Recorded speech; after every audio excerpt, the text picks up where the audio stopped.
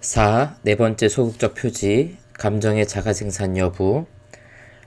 오늘날 많은 사람들은 감정을 체험한 주체들 스스로가 설명할 수 없는 방식으로 생겨난 감정들이 그들 자신의 노력의 열매가 아닌 것으로, 또는 인간 본성의 기능들과 원리들 때문에 생긴 자연스러운 결과가 아닌 것이라고 정죄해버린다.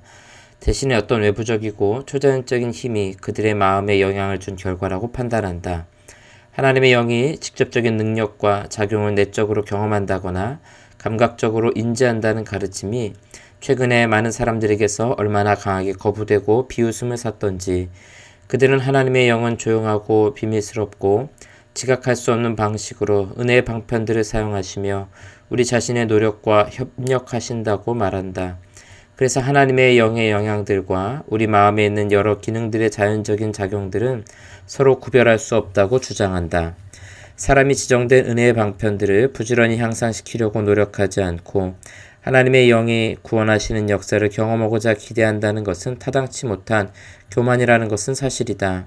그리고 하나님의 영이 은혜의 수단들을 사용하시지 않으신 채 사람들의 마음에 구원하는 역사를 일으킬 것이라고 기대하는 것 역시 지나치게 열광주의적인 것이다.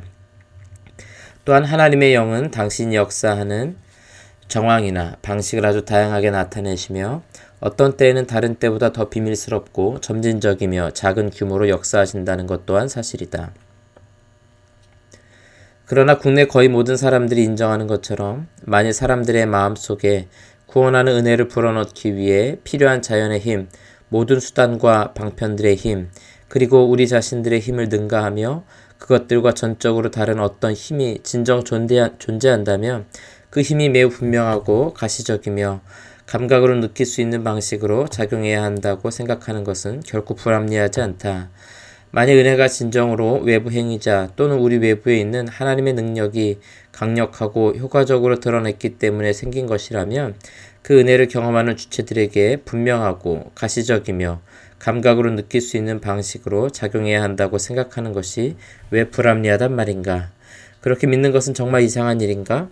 우리의 마음속에 임한 은혜가 우리 자신의 힘으로 생긴 것도 아니고 우리의 인격적 기능들에 있는 자연적인 힘으로 생긴 것도 아니고 어떤 은혜의 수단과 방편들 때문에 생긴 것도 아니고 전능하신 하나님의 성령께서 적절하게 창조하시고 임하게 한 것이라면 그 은혜를 경험하는 주체들 스스로 경험하는 은혜가 진리와 일치하며 반대되지 않는 것 같다고 느끼고 그들의 심령 속에서 일어나는 여러 작용들이 그들 마음의 자연적 능력이나 작용에 의한 것이 아니라 어떤 다른 행위자의 초자연적 능력에 의한 것 같다고 말함으로써 다른 사람들이 보기에 그들이 착각에 빠진 것처럼 보인다는 것은 과연 이상하고 설명할 수 없는 일인가?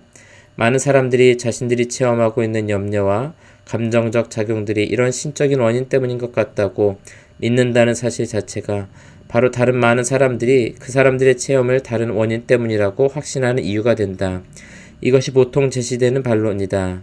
예를 들어 어떤 사람들이 그들이 의식하고 경험하는 것이 자신에게서 말미암은 것이 아니라 하나님의 성령의 전능하신 능력으로 말미암은 것이 분명한 것 같다고 선언하면 다른 사람들은 즉시로 그들을 정죄하며 그들의 경험이 하나님의 성령으로 말미암은 것이 아니라 자신들이나 마귀에게서 말미암은 것이라고 단정해버린다.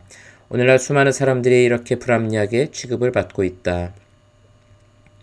성경이 많이 말씀하는 것처럼 사람의 영혼에 임한 은혜가 하나님의 능력에 의한 산물인 것이 분명하다면 은혜를 어떤 행위자 자신의 힘과는 전혀 무관하게 일어나는 작용과 비교하는 것은 적합하다. 그런 작용들에는 발생, 즉 출생과 부활, 즉 죽은 자 가운데서 다시 살아남, 그리고 창조, 즉 무로부터 존재하게 됨과 같은 것이 포함되는데 이런 작용들을 통해 하나님의 전능하신 능력이 크게 영화롭게 되며 하나님의 능력이 지극히 위대하시다는 사실이 드러나게 된다. 그렇다면 전능하신 하나님께서 당신의 능력으로 위대한 일을 행하실 때 당신의 능력을 아주 조심스럽게 숨겨두심으로 그 능력을 경험하는 사람들이 그 능력을 아무것도 인지할 수 없게 해야 한다는 것에 대한 근거는 도대체 무엇인가? 그리고 어떤 이유와 계시의 근거에서 우리는 하나님께서 그렇게 하신다고 판단하는가? 만일 우리가 성경을 기준으로 이 일을 판단한다면 이것은 하나님께서 일하시고 경영하시는 방식과 같지 않다. 오히려 하나님께서는 당신의 백성들을 위해 능력과 자비로 위대한 일을 행하실 때 당신의 일하시는 손을 볼 수 있도록 하시고 당신의 능력이 현저하게 드러나게 하시며 사람들이 당신에게 의지해야 함을 아주 분명하게 하심으로써 아무 육체라도 하나님 앞에서 자랑하지 못하게 하시며 하나님께서 홀로 높임을 받으시며 능력의 힘이 큰 것이 하나님께 있고 우리에게 있지 아니함을 알게 하시며 우리의 약함 가운데서 그리스도의 능력이 나타나게 하시며 아무도 내 손이 나를 구원했다고 말하지 못하게 하신다. 구약의 이스라엘 백성을 하나님께서 일시적으로 구원하신 사건들은 이런 사실을 분명하게 보여주는데 이 구원의 사건들은 장차 하나님의 백성들을 그들의 영적인 원수들에게서 구원해내실 것에 대한 모형이었다. 이스라엘을 애굽의 속박에서 구속해내실 때도 하나님께서는 강한 손과 편팔로 그들을 구원하셨다. 당신의 능력이 가장 분명하게 드러나게 하시기 위해 하나님께서는 이스라엘 백성들을 먼저 절망적이고 비참한 상황에 처하게 하신 것이다. 하나님께서 기도원을 통해 이스라엘을 구원하실 때도 군사들의 수를 줄이시고 나팔과 횃불과 항아리 외에는 어떠한 무기도 사용하지 않도록 하셨다. 하나님께서는 돌과 돌팔매만으로 이스라엘을 골리앗의 손에서 구원하셨다. 그리스도께서 승천하신 후 하나님께서 이방인들을 부르시고 이방 세계를 하나님께로 돌이키시는 위대한 일을 행하실 때에도 하나님은 당신의 전능한 능력으로 이 일을 감당하셨다. 이방 세계는 그들의 지혜로 하나님을 알지 못하였고 수많은 철학자들의 수세기에 걸친 모든 노력이 세상을 바꾸는 일에 무익하다는 것이 입증되었기 때문에 하나님의 전능하신 능력 외에는 다른 어떤 것으로도 절망적인 세상을 바꿀 수 없음을 아주 확실하게 보여주셨다. 그리고 신약 성경의 역사서에 기록된 개인들의 회심 사건에서도 하나님의 전능하신 능력이 드러나게 되었다. 그런 회심들은 오늘날 많은 사람들이 주장하는 방식, 즉 조용하고 비밀스럽고 점진적이고 감각으로 느낄 수 없는 방식으로 이루어진 것이 아니라 초자연적인 능력이 분명하게 드러나서 놀랍고도 갑작스럽게 크게 변화된 것이었는데 요즘은 이런 것들은 속임수와 지나친 열광주의의 분명한 표지로 여겨지고 있다. 에베소서 1장 18절과 19절에서 사도는 하나님께서 성도의 마음에 눈을 밝히셔서 그가 강력한 능력으로 베푸신 능력이 얼마나 큰지를 우리로 하여금 알게 하시기를 기도하고 있다. 그 구절들을 인용하면 다음과 같다.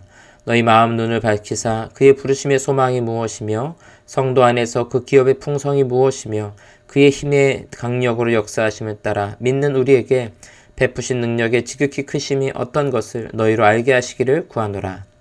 사도가 그리스도인들이 마음의 눈이 밝아지고 효과적으로 부르심을 받아 믿는 우리에게 베푸신 능력이 얼마나 큰지를 알고 하나님의 능력을 경험하는 주체가 되는 것을 이야기한 것은 그리스도인들이 하나님의 능력을 체험적으로 알게 되기를 바랐기 때문이다.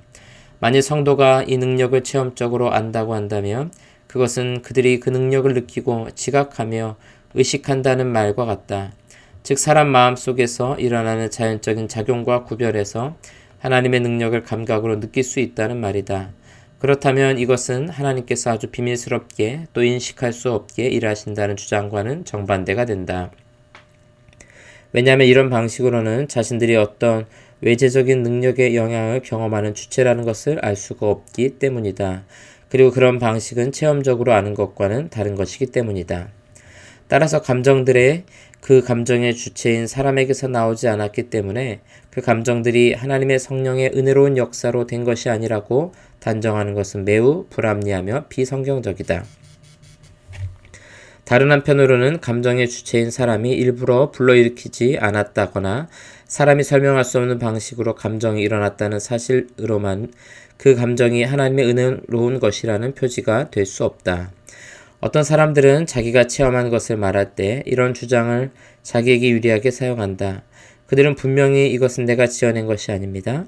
이것은 내가 생각해내었거나 힘써서 만든 결과가 아닙니다. 이것은 내가 전혀 생각지도 않고 있을 때 일어났습니다. 세상을 다 준다 해도 내 마음대로 이것을 다시 지어낼 수는 없습니다. 라고 말한다. 그리고는 그들은 체험이 하나님의 성령이 강력하게 역사해서 된 것이며 본질상 구원에 이르게 하는 것이라고 단정하게 된다. 그러나 이런 단정은 너무나 무지한 것이며 아무 근거가 없는 것이다. 그들 자신이 체험한 일들은 직접 자신에게서 나온 것이 아닐 수 있다.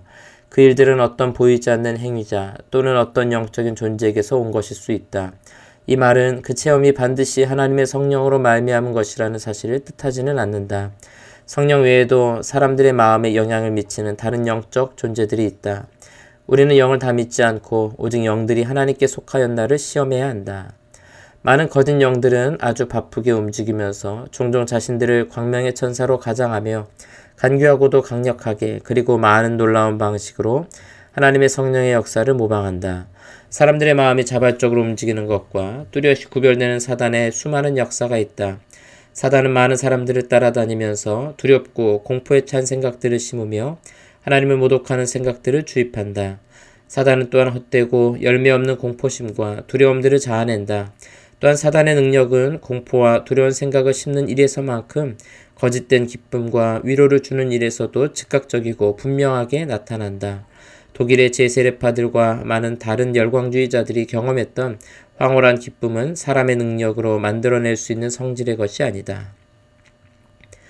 게다가 사람들은 마음속에 자신들이 만들어내는 것도 아니고 그렇다고 악한 영에게서 온 것도 아니고 하나님의 성령이 하신 일이지만 성령의 구원하시는 역사가 아닌 일반적인 역사에서 비롯된 생각을 할 수 있다는 것을 생각해야 한다. 이런 생각을 경험한 사람 가운데 많은 사람들은 한번 비춤을 받고 하늘의 은사를 맛보고 성령에 참여한 바 되고 하나님의 선한 말씀과 내세의 능력을 맛보았지만 구절에 언급한 이보다 나은 것과 구원에 가까운 것들은 전혀 경험하지 못했을 수도 있다. 어떤 선한 영이나 악한 영이 직접적으로 영향을 주지는 않았더라도 신체가 약하거나 결함이 있는 사람들 또는 뇌가 약하거나 여러 가지 생각과 인상에 쉽게 영향을 받는 사람들은 이상한 생각과 상상을 할 수 있다. 이런 생각과 상상은 강한 감정을 불러일으킬 수도 있지만 사람들이 자발적인 의지로 만들어내는 것이 아니기 때문에 그 원인을 설명하기는 불가능하다. 우리는 그런 사람들이 세상적인 일에 대한 그런 인상에 쉽게 영향받는 것을 보게 되고 같은 이유로 해서 그런 사람들은 영적인 인상에서도 쉽게 영향받는 것을 보게 된다. 잠자는 사람이 자신의 의지와 상관없이 꿈을 꾸는 것과 마찬가지로 이 사람들은 깨어있는 동안에 자신의 의지와 상관없이 여러 인상을 경험하게 되는 것이다.